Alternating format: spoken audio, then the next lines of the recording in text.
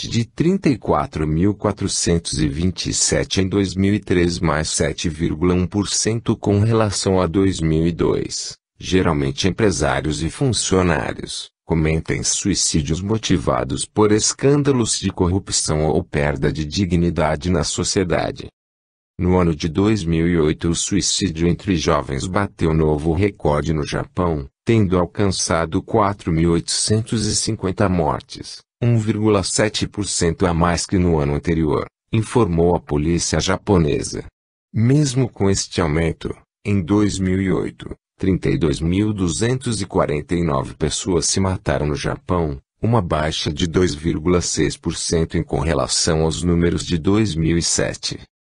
A taxa de suicídios foi, no ano de 2008, de 25,3 para cada 100 mil habitantes, o que coloca o Japão entre os 10 países do mundo com mais casos.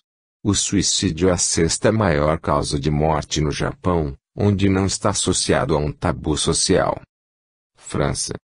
Em 1996, a França teve 12 mil suicídios por 160 mil tentativas. Com 62 milhões de habitantes, esses números representam aproximadamente 19,6 suicídios por 100 mil habitantes, ou seja, um suicídio por 5 mil pessoas, e uma tentativa por 400 pessoas.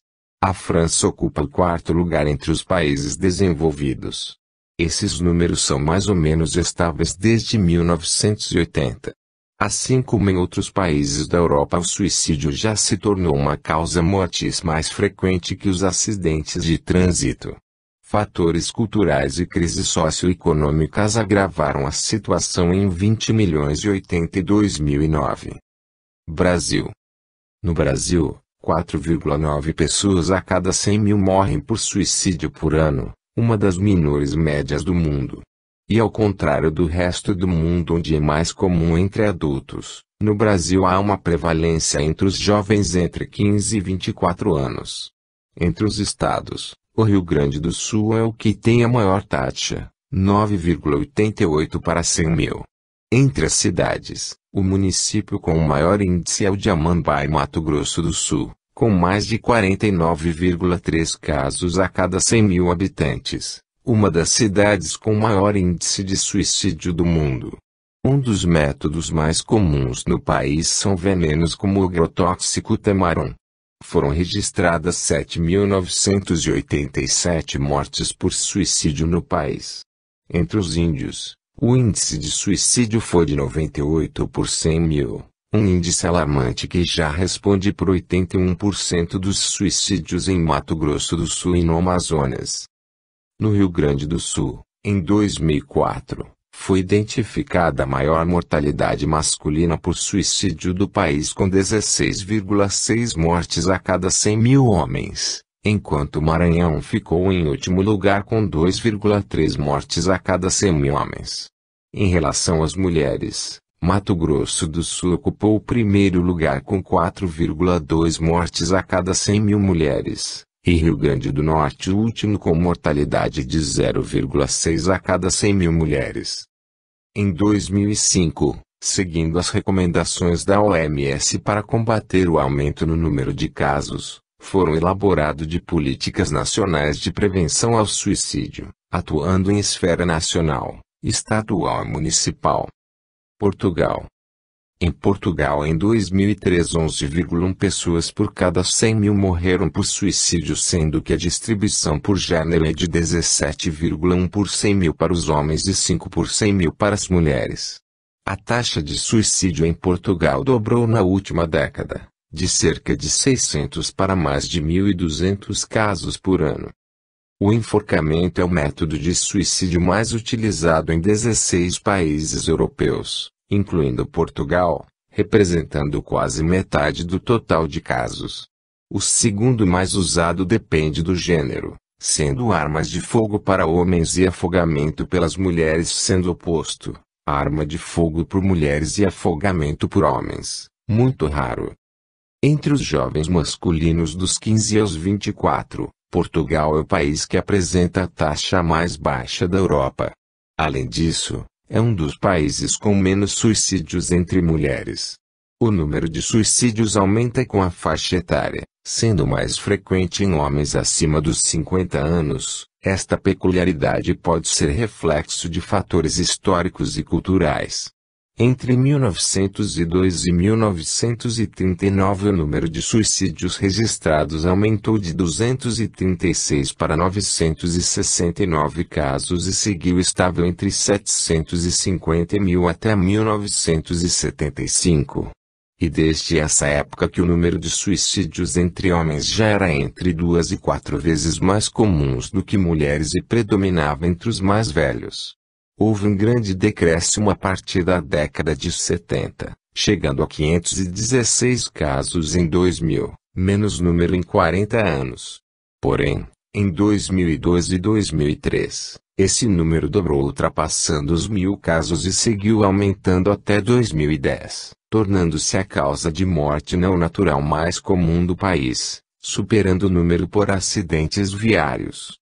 Segundo a Sociedade Portuguesa de Suicidologia, entre 1998 a 2008, a média anual de suicídios no Baixo Alentejo foi de 53 casos, enquanto no Concelho de Odemira, em 2007, foram registrados 61 mortes a cada 100.000 habitantes, com um grande número de casos na freguesia de Saboia, levando a região a um dos maiores índices de suicídio em todo o mundo. Um dos prováveis motivos pode ser o aumento no índice de desemprego e depressão maior. No sexo feminino, a menor taxa registrou-se na região autônoma da Madeira, onde não houve casos registrados. Salienta-se que nas regiões norte e açores ocorreu menos de um suicídio por 100.000 habitantes. No sexo masculino, a região com menor taxa foi a do norte. De um modo geral, em Portugal registraram-se mais suicídios nos meses de junho, julho e setembro. Janeiro e fevereiro foram os meses com menor número de registros. Fazendo uma análise por sexos, não se verificam grandes diferenças de perfis, registrando-se um maior número de suicídios no sexo masculino nos meses de junho e setembro e no sexo feminino em junho e julho. Prevenção. Segundo diversos especialistas, a prevenção suicídio não deve ser apenas uma preocupação exclusiva de médicos, e sim de todos os profissionais de saúde, de segurança e da comunidade humana em sua totalidade. Abordagem psicológica. A abordagem psicológica quanto ao suicídio foca-se na prevenção e na intervenção em crise. A visão predominante da psicologia moderna é de que o suicídio é um problema de saúde mental, associado a fatores psicológicos como a dificuldade ou a impotência em lidar com eventos altamente estressantes. Impacto de transtornos mentais ao invés de uma verdadeira intenção de morrer, a tentativa de suicídio por vezes é interpretada como um grito de socorro para chamar a atenção ao seu desespero e seu desejo de fuga. A maioria das pessoas que tentam suicidar-se não obtém sucesso em sua primeira tentativa e frequentemente tentam novamente em outro momento.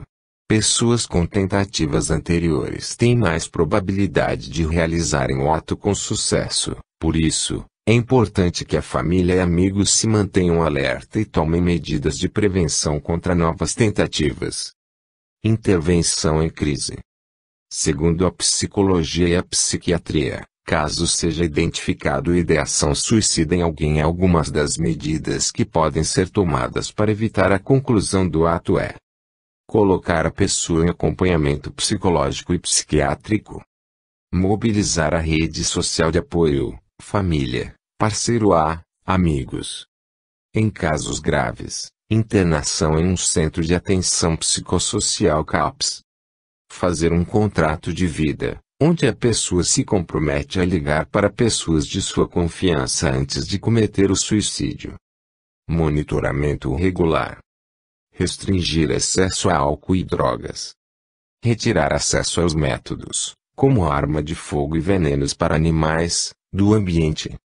Conversar sobre alternativas para a solução dos problemas atuais e de como encará-los de uma forma mais saudável. Família e amigos devem ficar alerta para pessoas com ideação suicida que começaram a usar antidepressivos. Medicação antidepressiva, apesar de diminuir a ideação a longo prazo, nos primeiros meses aumenta bastante os riscos, ao melhorar a capacidade do indivíduo de tomar decisões e tomar atitudes, e por isso precisa de acompanhamento constante. Contenção física pode ser necessária durante uma tentativa. Consiga conter o momento de crise e o impulso de se matar frequentemente é eficaz para prevenir o suicídio temporariamente. A intervenção em crise geralmente é pontual, durando de 2 a 6 sessões. Intervenções preventivas feitas em comunidades teve bons resultados como forma de preparar as pessoas a lidar com crises e fazer um acolhimento mais adequado. Consiga conter o momento de crise e o impulso de se matar frequentemente é eficaz para prevenir o suicídio temporariamente. A intervenção em crise geralmente é pontual, durando de 2 a 6 sessões. Estudos apontam que algumas intervenções preventivas feitas em comunidades obtiveram bons resultados como forma de preparar as pessoas a lidar com crises e fazer um acolhimento mais adequado. Aspectos sociais. Legislação. Países onde a eutanásia é legalizada, em verde escuro, e países onde a legalização está sendo discutida, em verde claro e em laranja. No território do norte, na Austrália, a eutanásia chegou a ser legalizada, mas depois a prática foi novamente considerada criminosa. Antigamente, em Atenas, uma pessoa que havia cometido suicídio, sem a aprovação do Estado, era negada as honras de um funeral normal. A pessoa era enterrada sozinha, na periferia da cidade, sem lápide ou inscrição. Um decreto-lei criminal emitido por Luís XIV de França em 1670 era muito mais grave em sua punição. O corpo do morto era tirado pelas ruas, virado para baixo, depois pendurado ou jogado em uma pilha de lixo, enquanto que todos os seus bens eram confiscados. Em contrapartida, os soldados da Roma antiga e do Japão feudal que haviam sido derrotados nas guerras eram obrigados a cometerem suicídio. Modernamente, em algumas jurisdições, um ato incompleto ou ato de suicídio é considerado um crime. Mais comumente, um membro do grupo sobrevivente que ajudou na tentativa de suicídio enfrentará acusações criminais. No Brasil, se a ajuda for direcionada para um menor, a pena é aplicada em seu duplo e não considerada como homicídio. Na Itália e no Canadá, a instigação ao suicídio é outra e também é uma ofensa criminal. Em Singapura, que presta assistência no suicídio de uma pessoa com deficiência mental, esta é uma ofensa capital. Na Índia, o suicídio, a cumplicidade de um menor ou uma pessoa com problemas mentais podem resultar em um prazo máximo de prisão de 1 ano com uma possível multa. Na Alemanha, as seguintes leis se aplicam no caso do suicídio. A eutanásia ativa, morte a pedido do próprio paciente, é proibida pelo artigo 216 do Código Penal, Strafgesetzbuch, Código Penal alemão, punível com pena de 6 meses a 5 anos de prisão. A lei alemã interpreta o suicídio como um acidente e todas as pessoas presentes durante o ato podem ser processadas por não prestar auxílio em caso de emergência. Um suicídio torna-se legalmente emergencial quando uma pessoa perde a consciência suicida. A falta de prestação de auxílio é punível nos termos do artigo 323 graus Celsius do Código Penal Suíço, com uma pena de prisão máxima de 1 ano. Interpretações religiosas. Emile Durkheim, em sua teoria sobre o suicídio, acredita que a religião promove valores compartilhados, interação e limites sociais fortes que evitam que o indivíduo se sinta isolado e, ao mesmo tempo, estabelecem um conjunto de ideais pelos quais viver, constituindo-se em um fator protetor contra o suicídio. Alguns estudos internacionais mostraram que realmente ter uma religião diminui o número de tentativas de suicídio e aumentam a aversão a esse ato. Porém, mesmo com o cristianismo condenando o suicídio em um estudo brasileiro, a frequência de ideação suicida significativa foi encontrada em 26,4% dos católicos, 24% dos evangélicos, 13,3% dos espíritas, outros e apenas 10% de pessoas que se definiam sem religião. Analisando do ponto de vista da intensidade da religião em sua vida, 24% dos muito religiosos tinham ideação suicida, 21% dos moderadamente religiosos e 32,1% dos pouco religiosos. Um aumento de depressão maior também foi encontrado entre religiosos, 30%, em comparação a pessoas sem religião, 20%. Outro estudo brasileiro mostrou que religião, nível de ortodoxia e nem mesmo medo da morte servem como predição da aceitação do suicídio. Judaico-cristã. Na maioria das escolas do cristianismo, o suicídio é considerado um pecado, baseado principalmente em escritos de influentes pensadores da Idade Média como Santo Agostinho e São Tomás de Aquino. O suicídio não era considerado um pecado sob o Código de Justiniano do Império Bizantino, no entanto.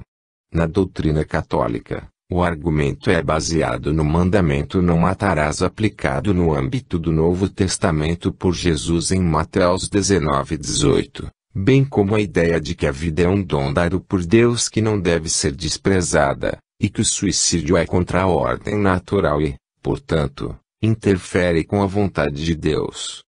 Na Idade Média, a Igreja Católica Romana condenava o suicídio, e para desestimular o ato aqueles que morriam dessa forma não eram enterrados, os corpos ficavam ao ar livre para serem devorados pelas feras e aves de rapina. A Bíblia, embora nunca use a palavra suicídio, conta sobre algumas pessoas que o desejaram, inclusive Jó, Moisés e Elias. E sobre várias que cometeram atos suicidas, como Sansão, Saul e Judas. Pela Bíblia não se pode garantir que todos suicidas vão para o inferno, pois ao mesmo tempo que o suicídio é visto como um pecado gravíssimo, por ir contra o não matarás, que deve ser evitado por todos aqueles que têm fé em Deus. Aqueles que perderam algum ente querido nessas condições podem encontrar consolo nas passagens. Os cristãos podem saber que possuem a vida eterna sem qualquer dúvida. 1 João 5:13. Nada pode separar um cristão do amor de Deus. Romanos 8:38-39. E na passagem que diz que Jesus perdoou todos os pecados com seu sacrifício. O judaísmo enfoca a importância da valorização da vida, e como tal, o suicídio é o mesmo que negar a bondade de Deus no mundo. Apesar disso, existem relatos de judeus que se suicidaram em circunstâncias extremas, quando estavam correndo de serem escravizados, humilhados ou mortos. Ver Massa de Saul, rei, por exemplo. Para honrar suas memórias é mesmo uma oração na liturgia judaica para aqueles que estão morrendo, com a faca na garganta, para santificar o nome de Deus. Ver martírio. Estes atos são considerados polêmicos entre autoridades judaicas, sendo considerados por alguns como exemplos de martírio heróico, enquanto outros afirmam que foi errado eles tomarem suas próprias vidas. No Talmud existe uma história aplicável à questão da eutanásia. O grande sábio Rabi Shenin estava sendo queimado vivo pelos romanos. Seus alunos pediram-lhe para acabar com seu sofrimento rapidamente, abrindo sua boca e respirando a fumaça e chamas. Mas ele respondeu: é melhor que ele, que deu-me a minha alma, leve-a, em vez de eu causar danos a mim mesmo. Islamismo. O suicídio não é permitido na religião do Islã, contudo, martirizando-se para Deus, durante o combate, não é o mesmo de completar o suicídio. Suicídio no Islã é visto como um sinal de descrença em Deus. Entretanto, a utilização de suicídio é praticada por grupos radicais como o Hamas e a Al-Qaeda no Iraque. Hinduísmo. No hinduísmo, o suicídio é desaprovado e é considerado tanto pecaminoso como matar outra pessoa. Os textos hindus dizem que quem comete suicídio passará a fazer parte do espírito do mundo, vagando pela terra até o dia em que deveria ter falecido, caso não houvesse cometido suicídio. Budismo.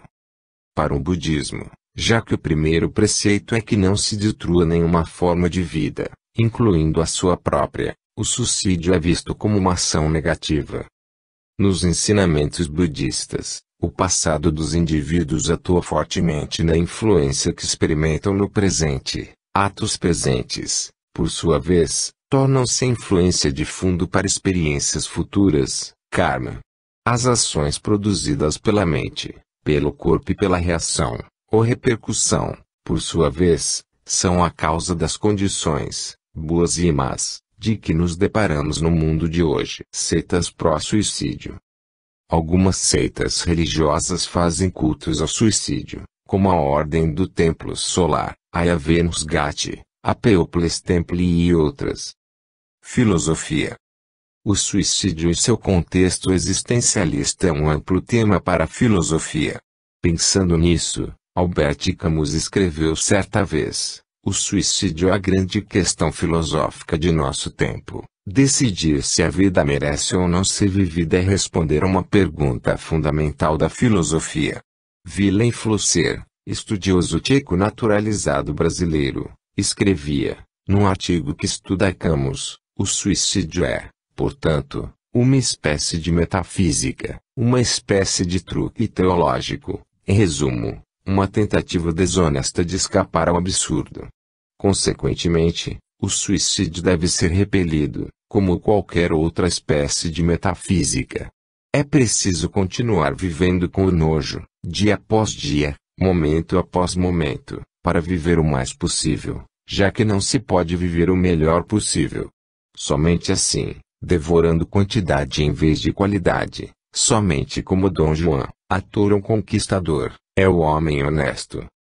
Um exemplo antigo e notável da filosofia do suicídio nos vem de Platão, que argumentava que o suicídio não é errado quando o indivíduo está condenado à morte pelo Estado. No caso, ele citava Sócrates, compelido por infortúnio, ou quando sofre uma desgraça irreversível. No entanto, Platão acredita que o suicídio deve ser punido quando origina-se de uma covardia viril e preguiçosa. Alguns filósofos mais contemporâneos veem o suicídio como um assunto legítimo de escolha pessoal e um direito humano, coloquialmente conhecido como o direito de morrer, e alegam que ninguém deveria ser obrigado a sofrer contra a sua vontade, sobretudo de condições como doenças incuráveis, doenças mentais, e idade avançada que não tem nenhuma possibilidade de melhoria. Os defensores deste ponto de vista rejeitam a crença de que o suicídio é sempre irracional, argumentando às vezes que ele pode ser um último recurso válido para dores maiores e para certos traumas persistentes.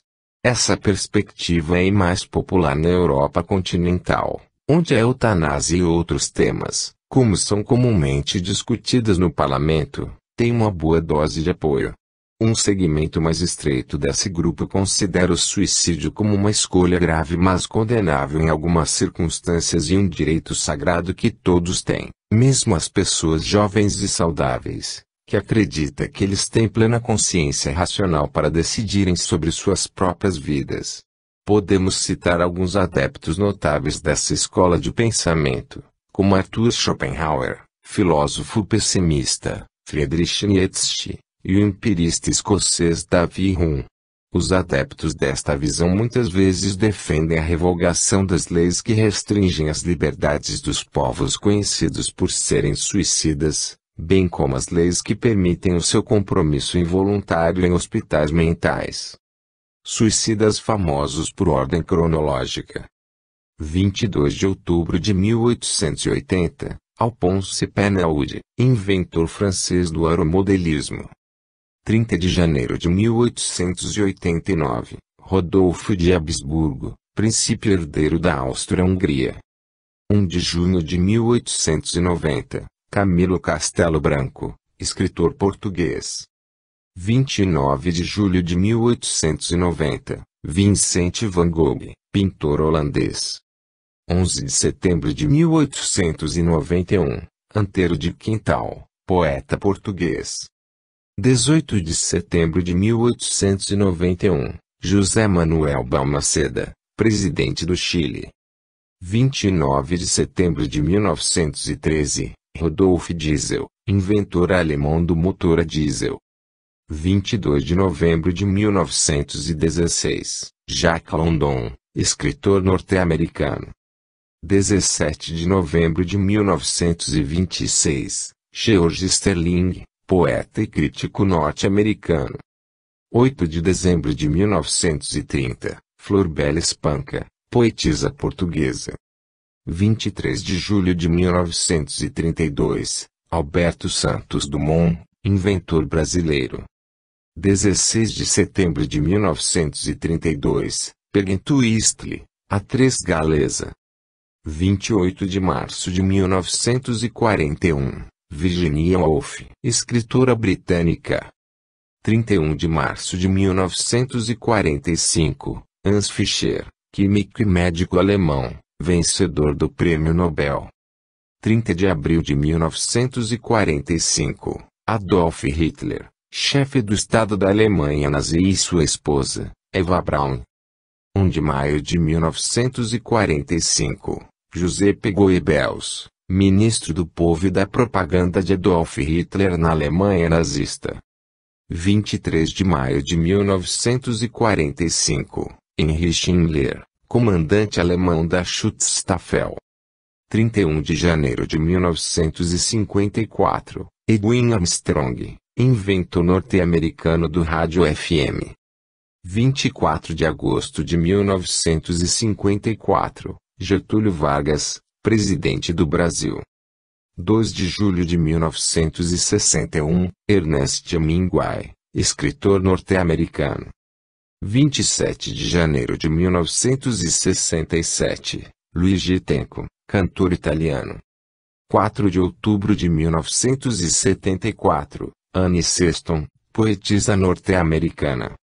29 de janeiro de 1977, Freddie Prinze, comediante e ator norte-americana. 4 de julho de 1982, Antônio Guzmán Fernandes, presidente da República Dominicana. 29 de outubro de 1983, Ana Cristina César, poetisa brasileira. 2 de fevereiro de 1987, Carlos José Castilho, goleiro da Seleção Brasileira de Futebol. 5 de abril de 1994, Kurt Cobain, vocalista e compositor da banda Nirvana. 26 de maio de 2003, Richard Gardner, psiquiatra e psicólogo. 17 de outubro de 2006, Megan Meyer, adolescente vítima de ciberbullying. 20 de maio de 2009, Lucy Gordon, atriz e modelo britânica. 01 de outubro de 2011, Valdema, cantora e compositora variense de origem britânica. Enforcamento. Aconselha-se a leitura da obra Memórias de um Suicida, cujo resumo transcrevemos abaixo, constante do seguinte endereço de internet, grupo allan-kardec.blogspot.com.br weblink. A história do livro, Memórias de um Suicida, começa no século XVII, quando nasce um jovem em terras portuguesas numa família pobre, mas que sonhava ser rico, culto e poderoso. Este jovem procurou um pároco e contou seu sonho. O pároco então, passou a ensinar-lhe quanto sabia. Diante das suas ambições, o jovem despertou a vontade de ser um sacerdote. Mas o pároco disse que o rapaz não tinha vocação para o sacerdócio, e aconselhou-lhe que exercesse o sublime sacerdócio construindo um lar, com respeito, justiça e amando sempre o próximo. O conselho do pároco calou fundo, e os planos foram adiados. O jovem então, apaixonou-se por Maria Magda com fervor. Ambos faziam planos matrimoniais, quando Magda conhece um outro rapaz, Jacinto de Ornelas Y. Ruiz, apaixona-se, casa-se e muda-se para Madrid. O jovem sentiu-se humilhado, cheio de ódio, rancor, despeitado e jurou vingança. Diante do desgosto, ele reativou a ideia de ser sacerdote e a realizou. serviu às leis de Inquisição. Perseguia, denunciava, caluniava, fazia intriga, mentia, condenava, torturava e matava. 15 anos depois do casamento de sua amada Maria Magda, o sacerdote vai para Madrid a mando da igreja. O acaso então, os colocou novamente frente a frente, trazendo muito ódio à lembrança, mas sentindo que ainda amava. Tentou cativá-la, mas não conseguiu. Ela resistiu com dignidade. Jacinto percebeu o assédio do sacerdote à sua esposa. Preparou-se para deixar Madrid, buscando refúgio no estrangeiro para si próprio como para a família. Pois, o medo do oficial do Santo Ofício era grande. Mas, o sacerdote descobriu, denunciou Jacinto de Ornelas ao tribunal, com muitas acusações. Jacinto foi preso, processado e entregue ao sacerdote, por ordem dos seus superiores.